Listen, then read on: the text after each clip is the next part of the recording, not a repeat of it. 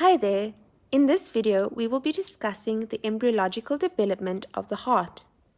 Before you watch this video, we ask that you watch the animated video on the development of the heart. There's a link in the description below.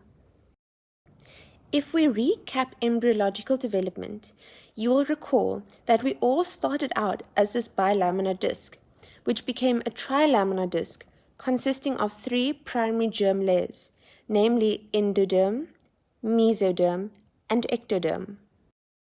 The heart is the first functional organ to develop, and develops from mesoderm near the head area of the embryo around day 18 or 19. This region is known as the cardiogenic area. The underlying endoderm sends chemical signals which cause the mesoderm in the cardiogenic area to form cardiogenic cords. A lumen then rapidly develops in these two cords to form two endocardial tubes. These tubes fuse together to form the primitive heart tube. As you can see, there are 5 distinct areas in the primitive heart. The truncus arteriosus, this will go on to form the ascending aorta and pulmonary trunk. Bulbus cordus, which will form the right ventricle. Primitive ventricle, which will form the left ventricle. Primitive atrium, which will form the anterior portions of both left and right atria, and the 2 auricles.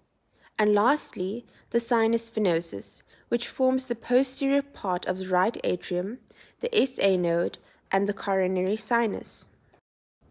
The heart begins beating and pumping blood around day 21-22. Functionally, the heart is important for distributing nutrients and oxygen while removing waste from the developing baby. As the primitive heart tube elongates, it begins to fold with the pericardium to form an S shape, as you can see here. This eventually positions the atria superior and posterior to the ventricles, and this process occurs between day 23 and 28. Now let's look at the partitioning of the heart chambers.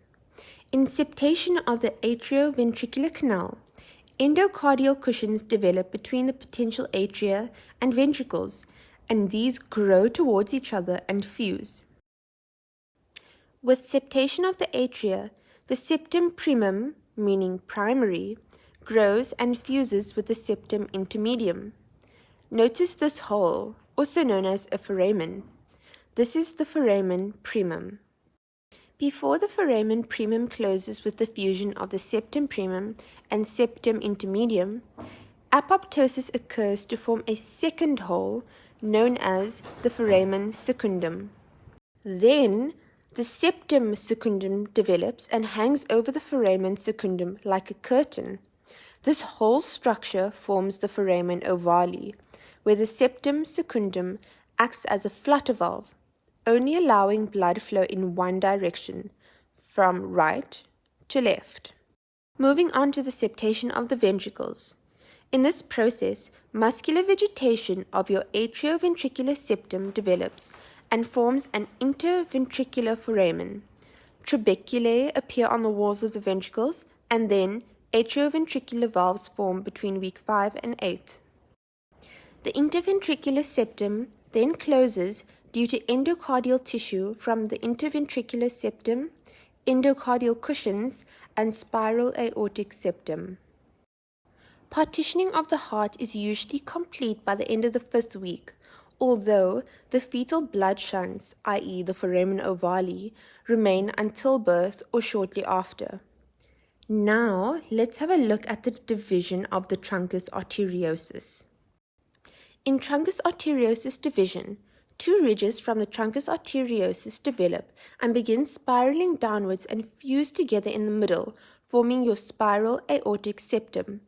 This divides the truncus arteriosus into the ascending aorta and pulmonary trunk, which allows deoxygenated blood from the right ventricle to go to the lungs and oxygenated blood from the left ventricle to go to the systemic circulation via the aorta. Your semilunar valves develop between week 5 and 9, and thereafter the conducting system develops. And that's the end of this video. Thank you again so much for watching. Please be sure to do the quiz on the embryological development of the heart, there will be a link in the description below and a reminder to watch the animated video of the development of the heart. There's also a link in the description.